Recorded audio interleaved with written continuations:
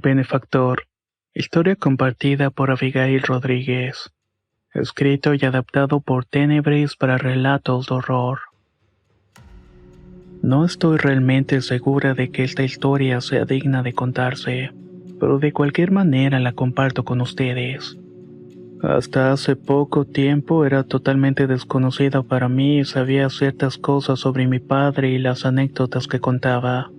Esta en particular me la contó entera mi hermano mayor. Mi papá siempre fue una persona muy seria y no tengo recuerdos cariñosos ni creo haberme abrazado con él ninguna vez. También era muy borracho y mujeriego. En la época de su juventud, cuando estaba recién casado con mi madre, se desarrolló un don que podía ver y presentir cosas que la gente normal no podía. Aquellos que lo escuchaban hablar se llenaban de miedo, pues las palabras que salían de la boca era un hecho que se cumplía 100%. Me gustaría aclarar que salí embarazada siendo una adolescente. No se lo dije a nadie, pero él le comentó a mi mamá. Más te vale que cuides a esa muchacha y también al niño que te va a acompañar hasta el último día de tu vida. Tal como lo sentenció esa vez, así fue. Mi hijo era tan apegado a mi madre que el día que murió estuvo con ella hasta que le echaron encima la tierra del panteón. Total que mi papá decía que iba a pasar tal cosa y eso ocurría sin margen de error. Siempre mantenía una cara de pocos amigos y no era miedoso. Vivíamos en un pueblo pequeño en el estado de Guanajuato, ya muy pegado a Michoacán. El lugar era realmente muy poco poblado. Mis padres se habían casado muy jóvenes y pronto llegaron los hijos. Para mantenerlos, mi papá tomó un empleo transportando y cuidando puercos de engorda, pero todo el dinero que ganaba se lo gastaba en las borracheras. Una tarde, mientras venía a la casa, mi papá se encontró a una mujer. Él, sintiéndose muy machito, intentó coquetear con esta mujer de cabello largo. Siguieron caminando hasta que volteó a verla y se dio cuenta que esta mujer tenía el rostro desfigurado.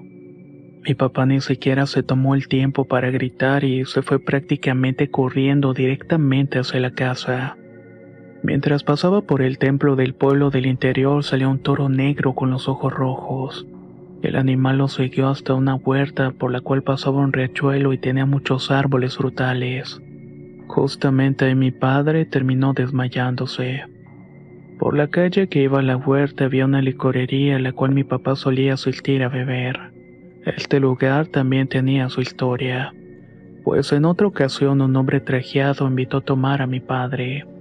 En la plática agarraron confianza y el hombre le dijo que cuando no tuviera dinero para tomar, lo único que tenía que hacer era ir a la huerta. Mi papá no tenía que decirle dos veces cuando no tenía ni un quinto para seguir la borrachera, así que iba a la huerta a buscar a su benefactor. Casi puedo asegurar que las borracheras que se ponía con el dinero de este señor eran las peores. Siempre que llegaba a la casa golpeaba a mi madre. No le daba dinero y mis hermanos y yo nos quedábamos sin comer. No me pesa decir que mi papá era un mal hombre, y sin darse cuenta se había metido en cosas del demonio. Había veces que lo encontraba dormido en el panteón y cuando no estaba en la casa se iba a los prostíbulos a buscar mujeres. Todo esto lo dejaba sin un centavo. Las cosas estuvieron así por un tiempo hasta que una noche se encontró con este hombre en una esquina antes de llegar a la huerta. Cuando el hombre lo notó le dijo: «¿Qué pasó, José? ¿A dónde vas?». Mi papá, que ya traía unos tragos encima, le contestó que iba a pasar con el señor de la licorería. Este hombre trajeado le dijo que ya tenían cerrado el negocio, pero que si tanto quería tomar, él invitaba unas cervezas. Mi papá se sorprendió porque ya era de madrugada y esa fue la primera vez que mi papá tuvo sospechas sobre su supuesto amigo suyo. Creo que el sexto sentido que tenemos le avisó que se fuera. Respondió que muchas gracias, pero que mejor iba a volver a su casa. Ya había avanzado unos cuantos metros cuando se detuvo para girar. Entonces se dio cuenta que este señor tenía las patas de un animal, específicamente de un gallo. El señor comenzó a avanzar en dirección a mi padre, que corrió literalmente como alma que lleva al diablo. Un par de días después le contó esta aventura a mi mamá y se propuso ya no regresar allí. La huerta está ahora donde es el centro de mi pueblo y nosotros vivíamos a 2 cuadras.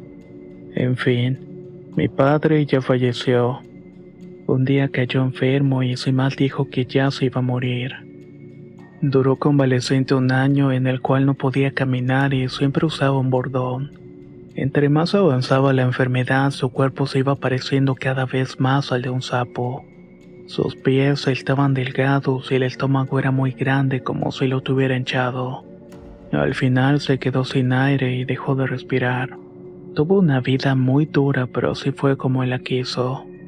Él dijo que su benefactor era el diablo, y que con cada trago que corría por su cuenta iba llevándose poco a poco su alma. Creo que todas las personas tenemos algo que decir, y aunque mi padre ya no está con nosotros, quería que todos ustedes supieran algo de su vida.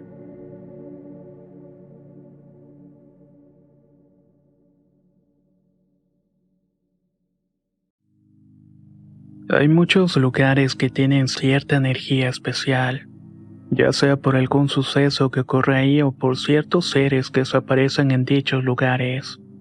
Algunos pueden traer a nuestra vida algo bueno, por ejemplo el descubrimiento de un tesoro, pero otros nos dejan imágenes que nos marcan para siempre. La Quebrada, historia enviada por Manuel Isaac Mareina, escrito y adaptado por Tenebris para relatos de horror. El siguiente relato que quiero compartir le pasó a mi padrastro Efraín cuando tenía aproximadamente 14 años. Él es de Nicaragua y vivía en una comunidad llamada Yato. Está ubicada en el municipio de Condenga y del departamento de Esteli. La mamá de mi padrastro tenía una granja en la cual criaban una enorme cantidad de animales: vacas, caballos, gallinas, patos. Como se producía una enorme cantidad de huevos, la familia lo aprovechaba para venderlo. De ahí compraban otro tipo de comida. Sin embargo, para llevar a cabo este negocio tenían que irse a otra comunidad llamada Santa Rosa. Su mamá lo mandaba todas las mañanas con cubetas llenas de huevos para que pudiera volver temprano. Una forma de acortar el camino era pasar por una quebrada que, para quien no lo sepa, es una especie de río. En ese lugar había muy buenos peces, enormes, seguramente muy cotizados en el mercado. Pero la gente no se animaba a ir a pescar porque se contaban muchas cosas sobre esta quebrada. Así que también evitaban pasar por ahí a toda costa. La historia más común es que en este lugar se aparecía el diablo. Mi padrastro en aquel tiempo era muy inocente y muy joven. Ignoraba si estas cosas eran ciertas o no, así que muy poco le importaban. Una mañana salió como era costumbre con las cubetas llenas de huevos hacia Santa Rosa. Allá lo estaba esperando una señora para comprárselos. Mi padrastro decidió cortar el camino y se fue por la quebrada. Cuando iba cruzando sintió una palmada fuerte en la espalda. Eso no era un gesto de saludo y más bien fue un empujón tan fuerte que lo tiró al suelo. Él decidió levantarse, pero le volvió a pasar lo mismo. Esta vez estaba en el suelo e intentó mirar para ver si se encontraba alguien que lo estaba empujando, pero no había nadie. Se levantó para continuar con su ruta y cerca de la quebrada había unos pozos donde tomaban agua fresca. Se acercó a los pozos para refrescarse y había metido las manos en el agua cuando escuchó el llanto de un pequeño. Volteó hacia uno de los pozos y vio un bebé recién nacido llorando y en la orilla de uno de estos. Más que asustarse o algo por el estilo, le pareció bastante extraño lo que estaba viendo. Puso atención en los rasgos del niño y se dio cuenta que de la frente le salían 2 cuernos. Fue tan grande el susto que tuvo que dejó tirar las cubetas con huevos y corrió sin detenerse hasta la casa de su madre. Cuando llegó con ella, le contó a la familia lo que había sucedido. 2 tíos suyos tuvieron que ir por las cubetas y afortunadamente continuaban allí. A partir de entonces siguió obedeciendo por sus tareas y labores diarias, pero créame que no volvió a pasar por aquella quebrada.